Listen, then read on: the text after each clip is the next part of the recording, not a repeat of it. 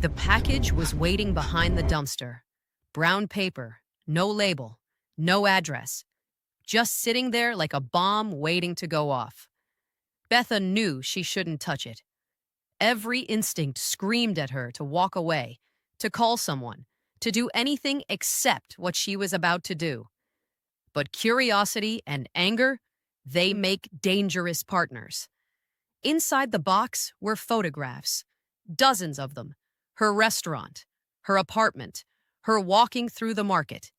Someone had been following her for weeks, documenting her every move, building a file like she was already guilty of something. And at the bottom, a USB drive filled with fabricated evidence. Bank statements showing money she'd never received, emails she'd never sent, documents with her forged signature linking her to crimes she didn't commit. The note was simple: come alone to Han River Bridge at midnight, or this evidence goes to the police, and you go to prison. Betha thought she understood the game, thought she knew what she was walking into. She went to Jae-rin, told him everything. They made a plan. His people would be watching. She wouldn't really be alone. They'd turn the trap back on Do-hyun. But then she got home that night, checked her phone, and everything changed. I know you told Kang. I know everything. You should have followed instructions. Now she pays the price.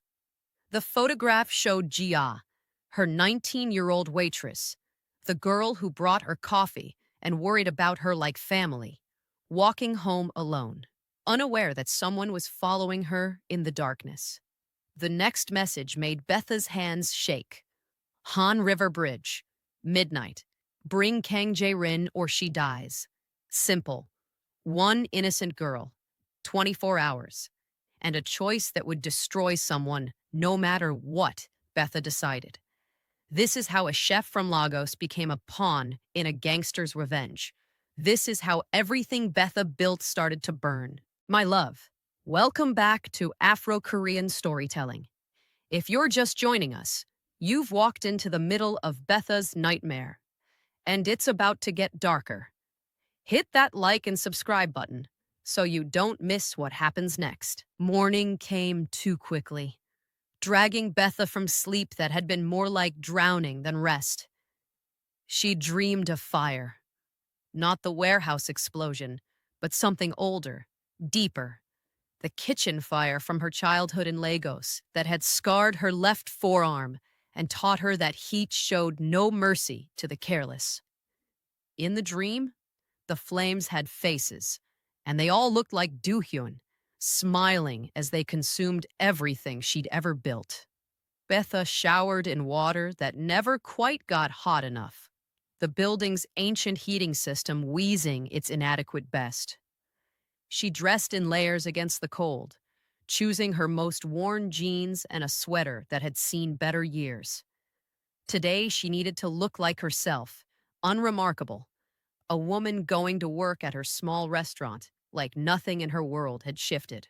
The morning streets of Seoul were already crowded despite the early hour, everyone moving with that particular urban urgency that transcended culture. Salarymen in their identical dark suits, students with their heavy backpacks, ajumas with shopping carts, claiming sidewalk space like generals positioning troops. Betha moved among them, just another face in the endless flow, and tried not to think about the fact that someone might be watching her right now. Watch the shadows, not the lights. The driver's words circled in her mind like crows around carrion. What did that mean exactly? Trust nothing obvious? Assume danger from unexpected places?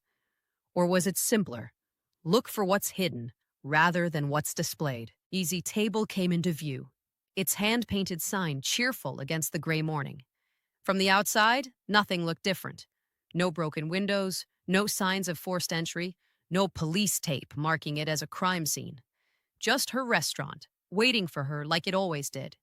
Betha unlocked the front door, and the familiar smell hit her immediately. Garlic and ginger, palm oil and old wood, the ghost of yesterday's cooking. Home. or the closest thing she had to it these days. She locked the door behind her and stood still, listening. The building settled around her with its usual creaks and sighs. The refrigerator hummed its constant song. Outside, a car passed, music thumping from its speakers. Everything normal. Everything wrong. Check your back door tomorrow. Carefully. Betha moved through the dining area, her footsteps loud in the empty space. The tables sat exactly where they should, chairs tucked in, salt and pepper shakers lined up with the precision she insisted on. Nothing disturbed, nothing obviously out of place. But there was something. A feeling more than evidence. The sensation of a room that had held someone's presence recently. The air felt different, disturbed, like the surface of water after something had broken through and disappeared beneath. The kitchen looked untouched. Her knives hung on their magnetic strip in the order she preferred. Pots nested inside each other on their shelves. The cutting boards leaned against the wall, waiting. She checked the stove. Off. The oven. Off. The refrigerator, still running. Contents undisturbed. The back door waited at the end of the small hallway that also housed her office, the bathroom, and storage. Betha approached it slowly, her heart doing complicated things in her chest. The door was closed, locked, or appearing to be. She examined it without touching, looking for scratches around the lock, fresh marks in the old wood, anything that suggested tampering. There, so small she almost missed it, a tiny scratch near the deadbolt, shiny and new against the weathered metal. Someone had picked this lock, recently. Carefully enough not to break anything, skilled enough to leave minimal evidence. Betha's hand went to her phone, then stopped. Call who? The police, who already suspected her? Jay Rin, whose number she didn't even have? She was alone in this, at least for now. She unlocked the door with her key and opened it slowly. The alley behind her restaurant looked the same as always. Dumpsters, recycling bins, the eternal clutter of urban backspaces nobody bothered to beautify. Cold air rushed in, carrying the smell of old garbage and exhaust fumes. Nothing seemed disturbed out here either. Betha was about to close the door when she noticed it. A small package wedged behind the dumpster, partially hidden by a collapsed cardboard box. Brown paper wrapping, about the size of a shoebox. No markings visible from this distance. Every instinct screamed at her to leave it alone, to call someone, to not touch what was obviously a trap. But curiosity and anger made a dangerous combination, and Betha had always been too much of both. She stepped into the alley, leaving the door propped open behind her. The morning cold bit through her sweater immediately.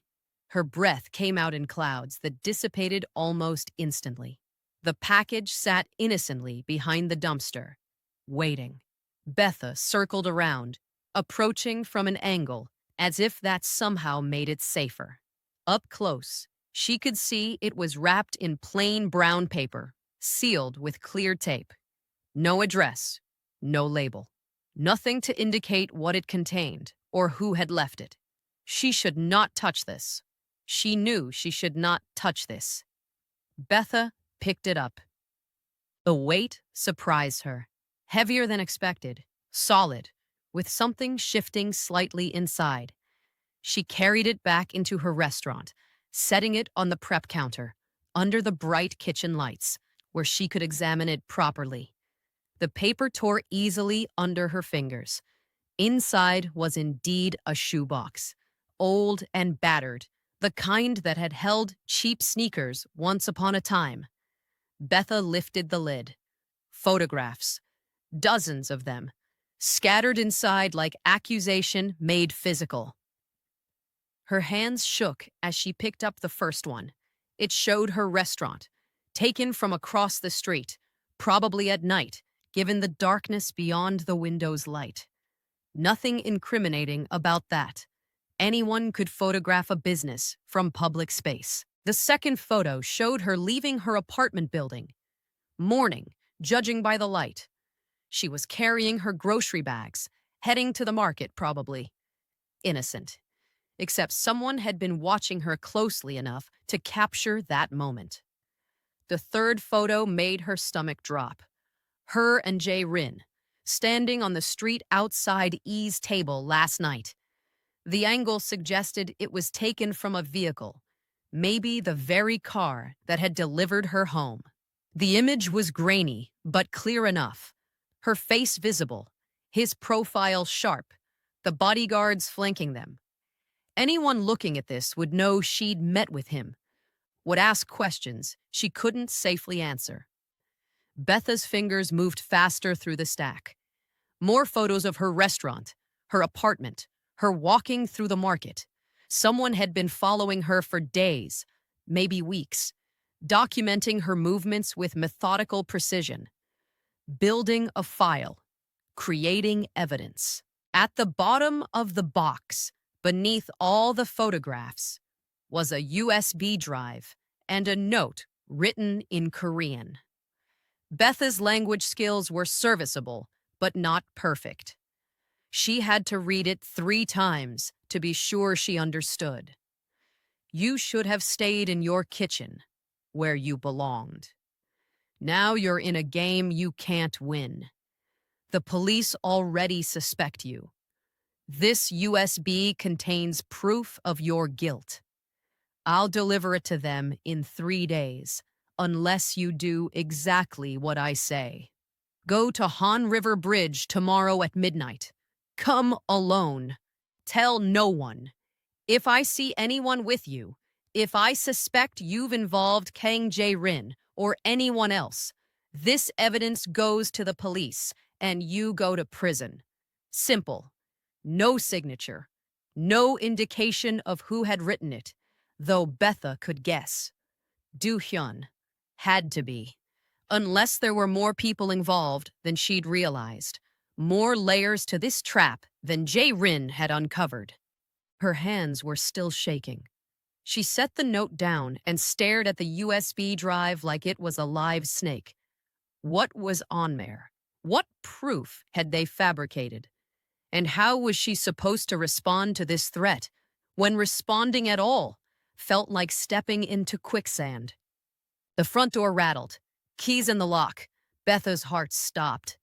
Ni? Jia's voice bright and concerned. Why is the door locked? Are you okay? Betha moved faster than thought, shoving the photos and note back into the box into the storage closet behind a stack of rice bags. The USB drive she slipped into her pocket, its weight foreign and terrible against her thigh. Coming, she called, forcing her voice steady, even though her pulse hammered in her throat. She opened the door to find Jia standing there with 2 coffee cups from the convenience store, her face creased with worry. You look terrible, Jia said, pushing past her into the restaurant. Did you sleep at all? I brought coffee. The cheap kind, but it's hot. Thank you.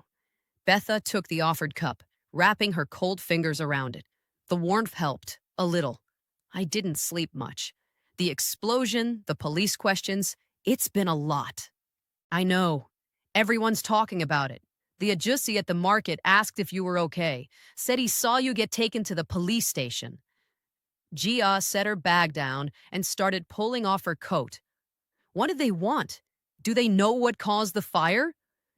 Gas leak, they think. Maybe. The lie came easier than truth would have. They were just asking routine questions about whether I'd seen anything suspicious. And had you?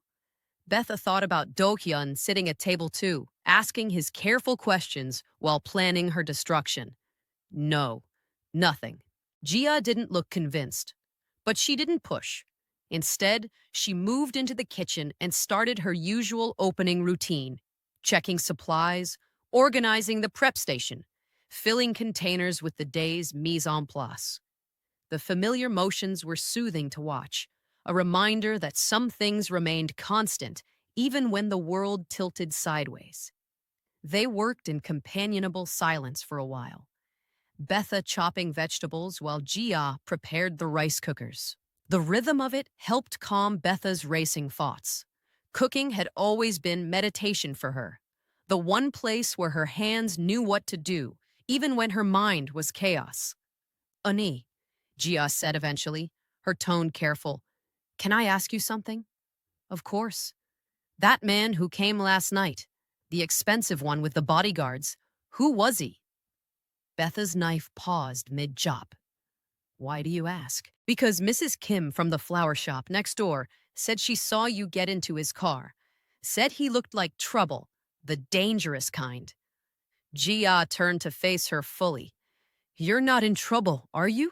Real trouble? The concern in the girl's voice made Betha's chest tight. Gia was 19, barely more than a child, and she looked at Betha like she was someone worth worrying about.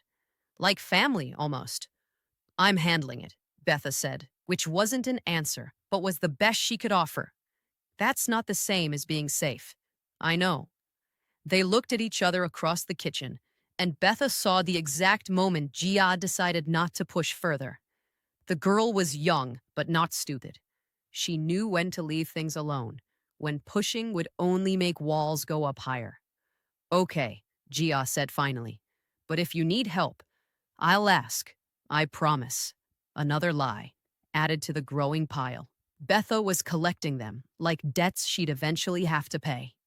A day passed in the strange way time moved during crisis, both too fast and too slow, stretching and compressing until hours felt like minutes, and minutes like hours. They had a decent lunch rush, regulars mostly, people who came for the food and stayed for the atmosphere. Betha smiled and served and cooked, playing the role of normal restaurant owner, while the USB drive burned like hot coal in her pocket. Between orders, her mind circled back to the note's demands. Han River Bridge, midnight tomorrow, come alone. The classic setup for something bad. Did Do Hyun really think she'd just show up, helpless and isolated, ready to be manipulated? Then again, what choice did she have? If the USB really did contain fabricated evidence and he delivered it to the police, her life was over. She'd be arrested, prosecuted, probably deported. Everything she'd built would disappear like it had never existed. Unless she went to Jae-rin, told him about the package, the note, the threat, enlisted his help to turn this trap around on Do-hyun. But the note had been specific. Tell no one, or the evidence goes to the police immediately. Did Do-hyun have someone watching her? Listening to her calls? Following her movements? Watch the shadows, not the lights. Betha's phone buzzed. Unknown number again. She stepped into the bathroom to check it privately. Did you find anything? Her fingers hovered over the screen. One text to Jae-rin and she wouldn't be alone in this anymore. One text, and she'd be gambling that Do-hyun was bluffing, that he didn't really have surveillance on her every move. She typed, yes. Need to talk. Where? The response came within seconds. Tonight. Same place. 10 p.m. Betha deleted both messages and returned to the kitchen. The decision was made. She'd go to Jae-rin tonight, show him the evidence, figure out a plan. Then, tomorrow night, whatever happened at Han River Bridge, she'd at least understand what she was walking into. The afternoon crawled toward evening. Customers came and went. Gia chatted with regulars, her brightness a shield against the heaviness Betha carried. When 7 o'clock came and the last customer paid their bill, Gia started the closing routine. You should go home early, Betha said. I can finish up. Gia paused in the middle of wiping down tables. Are you sure? You look exhausted. I'm fine, really. Go home, get some rest. The girl studied her for a long moment, then nodded slowly. Okay, but text me when you get home, so I know you're safe. I will. Jia gathered her things and left through the front door, calling goodbye over her shoulder. Betha watched her disappear into the evening crowds, then locked the door behind her. Alone now, finally, Betha retrieved the box from its hiding place and spread the contents across the prep counter. The photographs looked even more damning under the harsh kitchen lights. Someone had invested significant time and resources into building this file on her. The question was why? Just to have leverage? Or was there a larger plan she wasn't seeing? She picked up the USB drive, turning it over in her fingers. Whatever was on here, it was meant to destroy her. Fabricated evidence, the note had said. Bank records showing suspicious payments, maybe. Emails she'd never sent. Documents with her forged signature linking her to illegal activities. Betha plugged the drive into her laptop, hands steady despite the fear churning in her gut. The drive contained a single folder labeled with her name. Inside were dozens of files, PDFs, images, spreadsheets. She opened the first one. It was a bank statement. Her bank, her account number, but the transactions listed were nothing she recognized. Large deposits from shell companies, wire transfers to accounts in countries she'd never visited. Money moving in patterns that screamed money laundering to anyone who looked. The next file was worse. Emails, allegedly from her to Do-hyun, discussing shipments and payments and timelines. The writing style was close enough to how she actually wrote that it gave her chills. Someone had studied her, learned her patterns, replicated them with disturbing accuracy. There were more files, each one another nail in a coffin being built around her. Purchase orders for chemicals, rental agreements for the warehouse, even photographs doctored to show her at locations she'd never been, meeting people she'd never met. It was comprehensive, professional, terrifying in its thoroughness. If this evidence reached the police, she was finished. Betha closed the laptop and checked the time. 9:30. She needed to leave soon to meet Jae-rin at 10.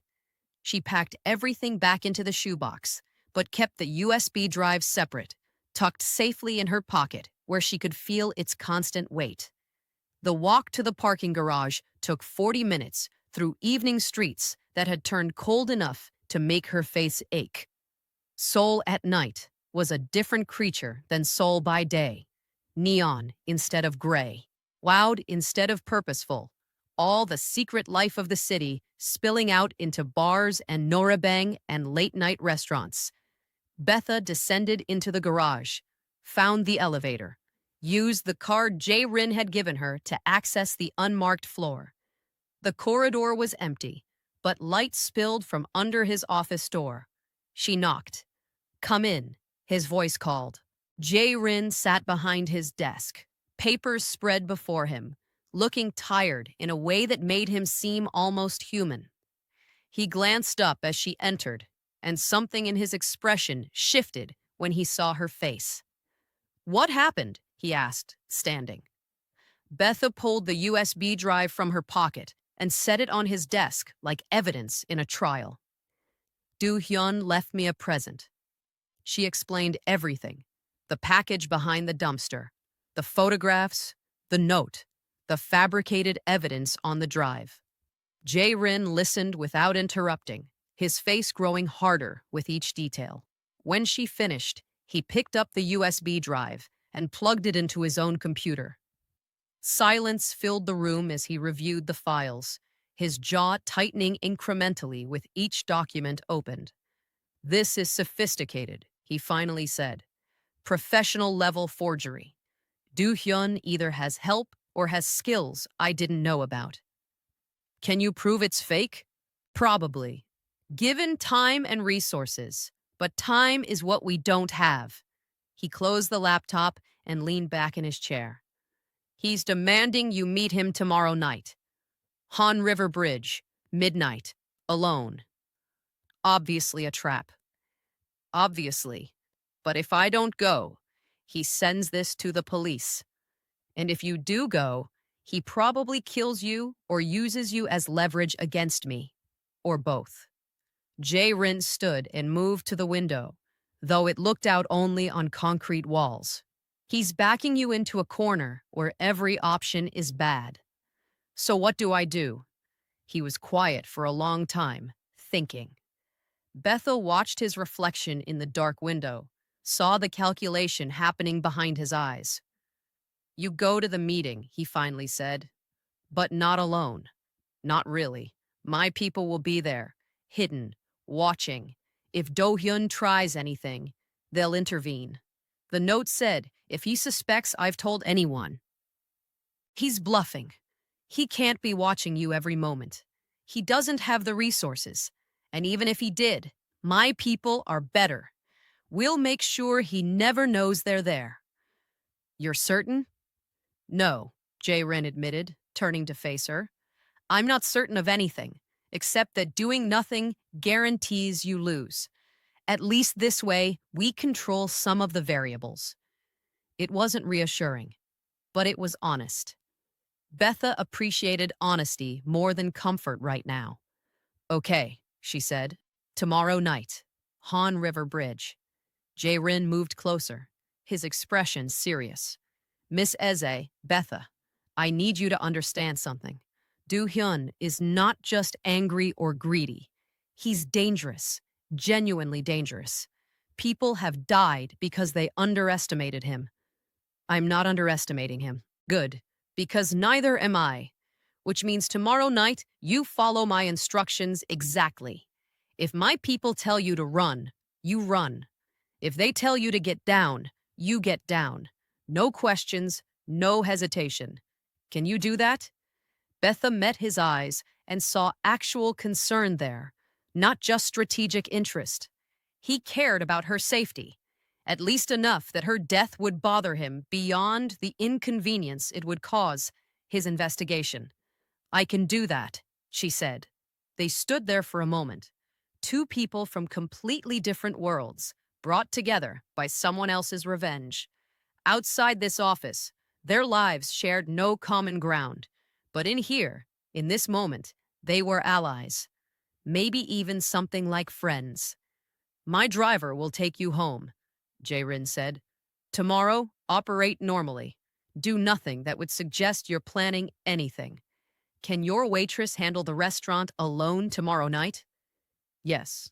I'll tell her I'm not feeling well. Going home early. Good. My people will contact you tomorrow afternoon with details about the meeting. They'll position themselves before you arrive. Make sure Do-hyun hasn't set up any surprises. Betha nodded, then turned to leave. She was halfway to the door when Jae-rin spoke again. Betha. She looked back.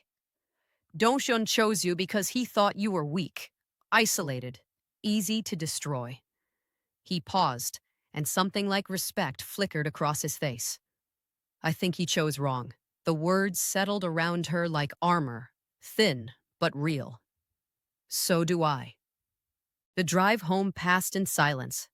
Betha watched Seoul blur past the windows and tried not to think about tomorrow night, about standing on a bridge in the cold darkness waiting for a man who wanted to use her, hurt her, possibly kill her. Instead, she thought about her grandmother, who had crossed the Atlantic alone at 65 because she believed in Betha's dream, who had taught her that cooking was love made tangible, and that love was the strongest thing humans could create. She thought about her brother Emeka, who had lent her money he couldn't spare to help start Ezi Table, who still called every week to make sure she was okay. She thought about Jia, too young to know better than to care about a foreign boss who kept too many secrets. And she thought about herself, the girl who'd left Lagos with nothing but recipes and stubborn hope, who'd built something real from that nothing. who refused to let it be taken away by men who thought power made them untouchable. Do-hyun had made a mistake choosing her. Tomorrow night, she'd make sure he regretted it. The car stopped outside her building. Betha climbed out into the cold night, thanked the silent driver, and walked toward her apartment. She was almost to the entrance when she felt it, that prickling awareness that came from being watched. She turned slowly, scanning the street. Nothing obvious, just parked cars and dark windows, and the usual urban landscape of Seoul at night. But the feeling persisted, raising the hair on her arms despite the thick sweater. Watch the shadows, not the lights. There, across the street in the gap between two buildings, a figure standing perfectly still, just inside the darkness where streetlight didn't quite reach. Watching her. Betha's hand went to her pocket, finding the card Jae-rin had given her. Break it in half, and help would come. But even as her fingers closed around it, the figure moved, not toward her, away, disappearing deeper into the alley until the shadows swallowed them completely. Had it been Do-hyun, one of his people, or someone else entirely, another player in a game whose rules she still didn't fully understand? Betha's heart hammered as she hurried inside, locked the door, climbed the stairs faster than necessary. Inside her apartment, she checked every lock twice, pushed a chair against the door for good measure, and only then allowed herself to breathe. Tomorrow night, Han River Bridge, midnight. She had 24 hours to prepare for a meeting that might destroy her or save her, with no way to know which until it was too late. Betha pulled out her phone to text Jia that she was home safe, then froze. There was a new message. Unknown number. Not Jae-rin's burner this time. Someone else. She opened it with trembling fingers. I know you told Kang. I know everything. You should have followed instructions. Now she pays the price. Attached was a photograph. Recent. Taken tonight. Judging by the darkness and the clothes. Jia. Walking home alone. Unaware that someone was following her with a camera. And the next message that came through made Betha's blood turn to ice. Han River Bridge. Midnight. Bring Kang Jae-rin, or she dies. And there it is. 24 hours to save Jia's life. Part 3 is coming, and what happens at that bridge will change everything. If you haven't seen Part 1, check the description. Hit that notification bell so you don't miss it. I'll see you in the next part, my loves.